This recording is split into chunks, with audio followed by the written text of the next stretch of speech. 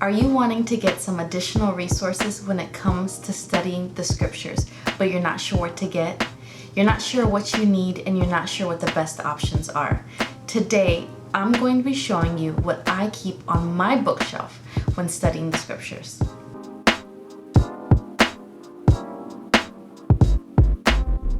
Hello everyone, welcome to Vine Media. My name is Alexis and we love to see others get closer to Jesus.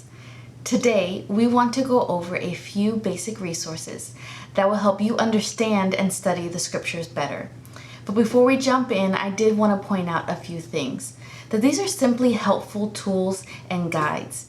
You may not need any of these things, but you may just simply want them to help you study the scriptures and navigate the Bible.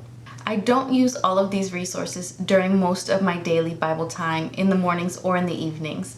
I use these as needed, whether it's just digging into a portion of scripture that I have a lot of questions about, or if I'm preaching or teaching and just want a little bit more information about what I'm studying.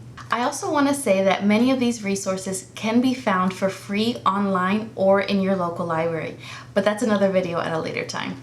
So the first resource that I love is called How to Read the Bible for All It's Worth. I always joke and say that this is a biblical studies master's degree condensed in one book. It is dense and it has so much information. They cover topics such as translations, interpretations, hermeneutics, New Testament, Old Testament topics, and so much more. This book is so practical and will be a big help as you study. When I was getting my master's, we covered all of these topics and how to best apply them when studying scripture. So when I read this book after I graduated, it was as if I was doing a full review of what I had just learned over the last couple years. It really is a great all-in-one resource that will give you a great foundation. So the second book that I love is a book called Bible Study That Works. This book provides an introduction to inductive Bible study, or what is also known as IBS. Now, if you don't know what IBS is, it is a process used often when you want to dig deeper into scripture. IBS is simply walking through each step of the process. It's about asking questions and finding the answers to those questions.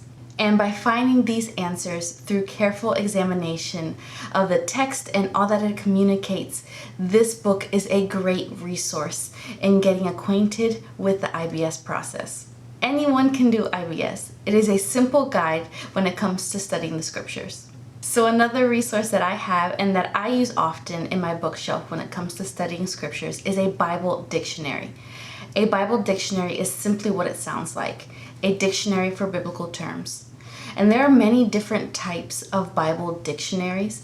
Some are extremely condensed in one book, but others have volumes and are broken down into themes such as Old Testament, New Testament, the Pentateuch, and so much more.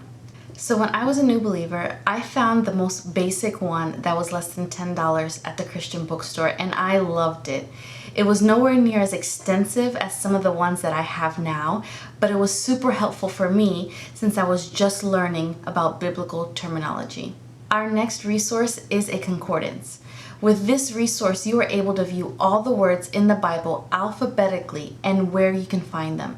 This is extremely helpful when you are trying to learn more about a specific word in the Bible and what it means in that context. The difference between a dictionary and a concordance is that you can find all the verses your word is found when looking for its meaning. For example, if you want to know how many times the word grace is said in the Bible, you will be able to see exactly which verses the word grace is found in. And this is helpful when you are doing a word study or some type of study surrounding a certain word or topic. So the final resource that I'm speaking about today is a biblical commentary. You may have heard about these, and there are so many different types of commentaries out there. A commentary can simply be understood as a verse-by-verse interpretation of the scriptures. So there are some that are set in volumes, with each volume focusing on one book of the Bible, some that focus on the Old or the New Testament, and there are some that cover the entire Bible in one volume. We have different variations, but the one that I have for me today in this video focuses only on the New Testament.